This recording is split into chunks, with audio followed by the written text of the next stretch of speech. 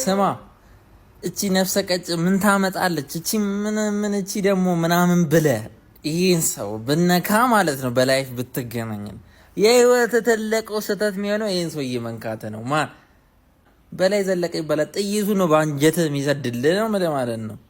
ይሄ ሰው ከ14 ዓመቱ ጀምሮ ማለት ነው የአባቱን ገዳይ ለመበቀል ሲሰለጥን ያደገ ልጅ ነው ማለት ነው። እቺ ሰው ማለት ነው የዋዛ መስላህ ማለት ነው። ዝም ብላ ማለት 10 ሰው ለብቻው ነው እንዲህ የምታጋደመው ነው ማለት ነው። በረድፍ ይሻላል፣ በሆሪዞንታል ይሻላል፣ ቨርቲካል አማርጣ ነው የምገል ነው ማለት ነው። እንዴ የአባቱ ገዳይ የመሀል ያለው መንግስት የኃይለ ሥላሴ መንግስት ነው የአባቱ ገዳይ ማለት ነው።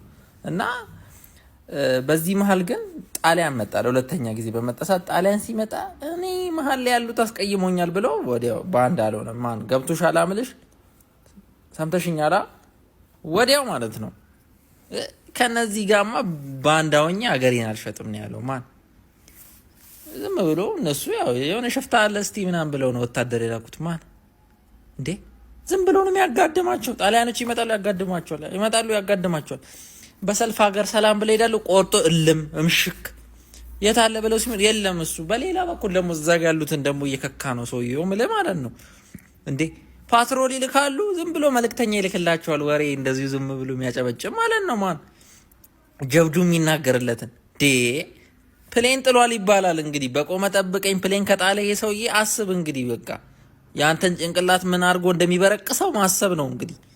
እንዴ እቺ ሰው ማለት ነው ነፍስ እኮ ያላት አትመስልም። ያት እስቲ ግን እንዴ እኔ ጥይት አይመታውም ይላሉ እና ታዲያ እንዴት አድርጎ ነው የሚመታው ይሄን ሰውዬ? እንዴ ደግሞ ሟርት ነው ይላሉ። አታብሩም እንዴ የሚያክል ሰውዬ ምን አድርጎ ነው ጥይት የሚመታው? እሱ ይመታል እንጂ ጥይት አይመታውም። በላይንማ ማን እንዴ እኔ እውነት በጣም የሚገርመኝ ሰው ነው። ጀነራል ማይንድ ያለው ነው የጀነራል ማለት እንጂ ይሄ ዝም ብሎ የሽፍታ ምናምን የምትለው ሰው አታቃለውም።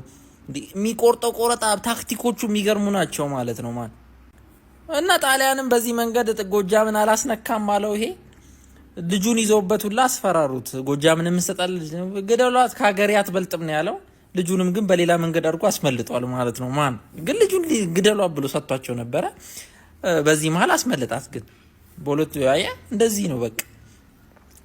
ኃይለ ሥላሴ መንግስት ከእንግሊዝ መንግስት ጋር ወደ መሀል ገባ። ጣሊያንም የዓለም ጦርነት ስለነበር ተሸነፈ። የኢትዮጵያ አርበኞችም አግዘዋል ማለት ነው። በዚህ ሰዓት ግን ችፍ ነው የተባለው እንደ ድመት ማርያምን እንደዚህ ለሀገሩ ስንት ሆኖ ሸሽቶ የወጣ በሙላ ችፍ ነው ያለው ማለት ነው። ማን ደጃዝማች ምናምን አደረጉት። ደስተኛ አይደለም ግን ይሁን ብሎ ባለ ደግሞ ከመንግስት ጋር እንደገና በሌላ ጉዳይ ተጣሉ። ከብዙ ትግል ከብዙ ውጊያ በኋላ የያዙትና ተሰቅሎ ተገደለ። በጣም ያሳዝናል። የሀገር በጣም እውነት እኔ ምንም